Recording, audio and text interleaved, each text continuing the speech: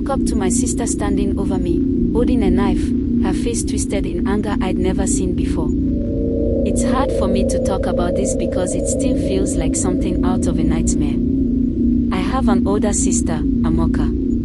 We grew up in a small village, and we were close most of the time. But everything changed when Prince Ifani came to visit our family.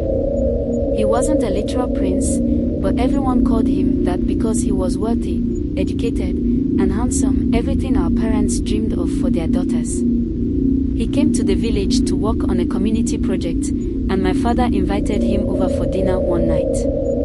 I wasn't trying to get his attention, honestly.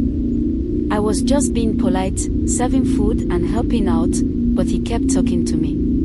Amoka noticed. Her face changed the moment he complimented my cooking. After that night, everything between us turned cold.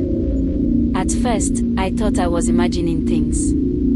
She would make small comments, like, "You think you're so special now," or "Don't let it get to your head." But then it escalated. She started ignoring me altogether or snapping at me for no reason. I told my mother, but she just laughed and said, "Sisters fight, it's normal." One evening, the prince stopped by unannounced.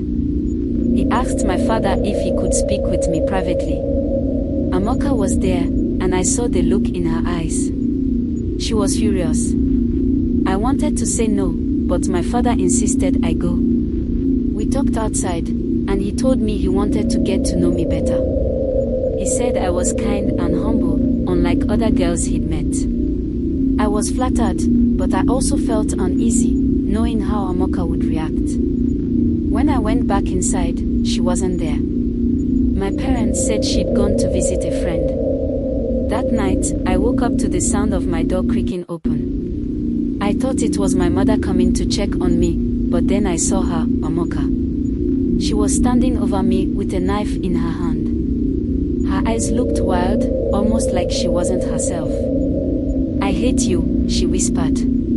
"You think you can take everything from me?" I was too scared to move. I just froze, staring at her. She raised the knife, and that's when my scream woke the whole house.